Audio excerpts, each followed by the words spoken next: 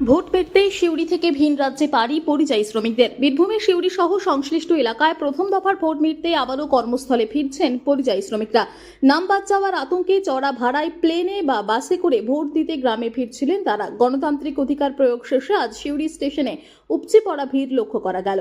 প্রায় 700 শ্রমিক চেন্নাই গুয়াহাটি এক্সপ্রেস ধরে রওনা দিলেন। মূলত এই রাজ্যের তুলনায় ভিন রাজ্যে দ্বিগুণ মজুরি পাওয়ায় তাঁদের এই দেশান্তরের প্রধান কারণ বলে জানিয়েছেন শ্রমিকেরা।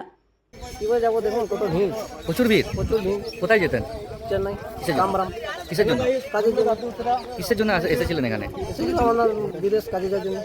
না, এখানে কেন আসা? এখানে ভোটের জন্য আসা। ভোট কেন দিতে আসছিলেন? ভোট তো মনে করেন দেশের নাগরিক, ভোট দিতে হবে। না দিলে আবার নাম না দিলে বদনাম, নাম আর নাম কেটে দেওয়া হবে ওই জন্য। ট্রেন কি পেলেন? ট্রেন তো ধরতে পারলাম না, কেন? ভিড় এই জন্য ধরতে পারলাম না। সবাই কাজে যাচ্ছে। সবাই কাজে যাচ্ছে, গরিব মানুষ কাজে না দিলে খাবে কি করে? কোথায় কাজ করেন আপনি? চেন্নাই। ভোটের জন্য এসেছিলেন? ভোটের জন্য আমরা মনে করেন গ্রামে ছিলাম, আমরা ভোটের জন্য আসিনি। আরও যেসব লোকগুলো আছে আমরা গ্রামে ছিলাম। কি নাম আপনার? নজরুল শেখ। কিসের কাজে যাচ্ছিলেন? রাজমিস্ত্রি কাজে। কোথা থেকে?